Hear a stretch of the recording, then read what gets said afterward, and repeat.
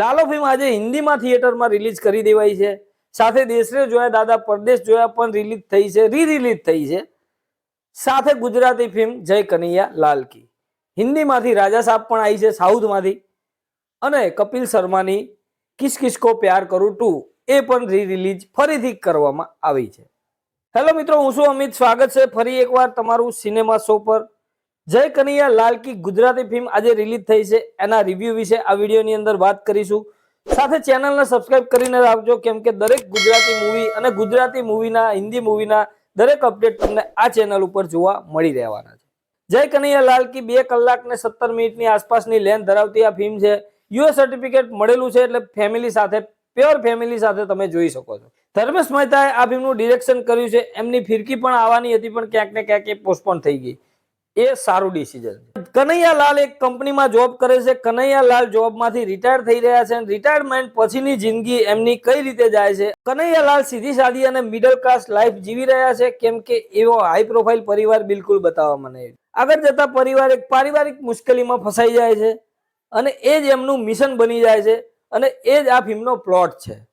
અને ફિલ્મ અંત સુધી આવી રીતે જ જાય છે. ફિલ્મનો સ્ક્રીન પ્લે ક્યાંક ધીમો લાગે છે, પણ ક્યાંય બોર બિલકુલ નથી કરતો. આ ફિલ્મનું બીજીએમ મને જબરજસ્ત લાગ્યું. એકદમ ધીમી ધીમી ટ્યુન સાથે બીજીએમ એવું વાગે છે ને, અને એકદમ સીન આવે ત્યારે સ્ટોપ પણ થઈ જાય છે. સરસ વર્ક કર્યું છે બીજીએમમાં. ફિલ્મના કેમેરા વર્ક પણ સારા છે. સાથે ફિલ્મની સિનેમેટોગ્રાફી, ફિલ્મની કલર ગ્રેડિંગ, એ બધું આપણને જોઈને ખરેખર એક ગુજરાતી ફિલ્મ જોતા હોય, એક પારિવારિક ફિલ્મ જોતા હોય, બિલકુલ એવું જ આપણને આ ફિલ્મની અંદર લાગે છે. ફિલ્મના વન લાઇનર અને ડાયલોગ ખરેખર જબર ટોપ નોચ હું કહીશ, કેમ કે એવી રીતે આઈને જતા રહે છે ને, આપણને ખ્યાલ પણ નથી આવતો, પણ એનો મતલબ બહુ જ જબરજસ્ત હોય છે.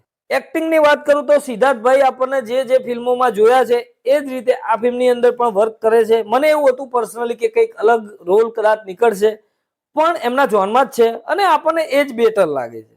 એમનું વાઇફનું કેરેક્ટર કર્યું છે વૈશાલી ઠક્કરે, પણ એ કેરેક્ટર ખરેખર ફિલ્મની અંદર ઇમ્પ્રેસ કરે છે. એમના જે એક્સપ્રેશન આવે છે ને, કોઈ પણ આમ અમુક વખત તો ડાયલોગ બોલ્યા વગર પણ એ ફિલ્મની અંદર વર્ક કરી જાય છે. સાથે એમના દીકરા અને દીકરીનો રોલ કર્યો છે શ્રેય મારડિયા અને અનેરી નામ છે આઈ થિંક. એમની દીકરીનું પાત્ર આ ફિલ્મની અંદર ઘણું બધું મહત્વ રાખે છે, કેમ કે આખી સ્ટોરી એમની ઉપર જ લેવામાં આવી છે. દીકરાનું પાત્ર બસ એક સાઇડ કેરેક્ટર બનીને રહી જાય છે, અને ખાસ ફિલ્મની અંદર કંઈ ખાસ કરવાનું પણ નથી, પણ જેટલું પણ કર્યું છે એ સારી રીતે નિભાવ્યું છે. સાથે પોલીસના રોલમાં છે હિતુ કનોડિયા, અને હિતુ કનોડિયા આ ફિલ્મની અંદર ખરેખર બાજી મારે છે, કેમ કે ઓલમોસ્ટ એમનું કેરેક્ટર એ રીતે લખવામાં આવ્યું છે કે ભાઈ એમને બધી ખબર છે, પણ એકદમ શાંતિથી કામ લેવા વાળા છે. કઈ ઉતાવળ કે હડબડી કે હું આમ કરી નાખું તેમ કરી નાખું એ બિલકુલ નથી બતાવવામાં આવી. ઓલ ઓવર આ ફિલ્મની વાત કરું તો આ ફિલ્મ થિયેટરમાંથી જોઈને બહાર નીકળીએ એટલે આપણને એવી વાઇબ બિલકુલ નથી આવતી કે આપણે ભંગાર ફિલ્મ જોઈને આવે છે. એક ધાર્મિક મિડલ ક્લાસ વ્યક્તિના જીવનમાં કઈ આફત આવી જાય તો એ આફતને કઈ રીતે હેન્ડલ કરે છે. સાથે ફિલ્મની અંદર એક ધાર્મિક એંગલ પણ લેવામાં આવે છે, અને એ ફિલ્મની અંદર વર્ક કરે પણ છે, કેમ કે કનૈયાલાલનું પાત્ર એ રીતનું છે. તારક મહેતાની અંદર હાસ્ય સાથે કંઈક શિખામણ પણ આપી જાય છે, એ પ્રકારના સીન આ ફિલ્મની અંદર ઘણા બધા જોવા મળે છે. ફિલ્મમાં ખાસ નેગેટિવ પોઈન્ટ તો મને એ જ લાગ્યો છે કે ફિલ્મની કહાની શરૂઆતથી પહેલા જ સીનથી મતલબ પ્રિડિક્ટેબલ બની જાય છે. આ મને કંઈક ને કંઈક અંશે ખચક્યું છે. ફિલ્મની અંદર જે 20 દિવસો બતાવવામાં આવે છે ને, એ 20 દિવસ કાઉન્ટ કઈ રીતે થાય એ નથી મને સમજાતું, કેમ કે ફિલ્મની અંદર એવું ક્યાંય કોટ કરવામાં નથી આવ્યું કે આ પહેલો દિવસ છે, 5મો દિવસ છે કે 15મો દિવસ છે. એ આપણે ખાલી સમજી લેવાનું હોય છે, પણ એ મને લાગે છે ક્યાંક ને ક્યાંક એ રીતે બતાવ્યું હોત ને કે આ પહેલો દિવસ, બીજો દિવસ, તો વધારે ફિલ્મની અંદર ઇમ્પેક્ટ કરતું મને એવું લાગે છે. એટલે ઓલ ઓવર આ ફિલ્મની વાત કરું તો આ એક ડિસેન્ટ વોચ જરૂર કહી શકાય.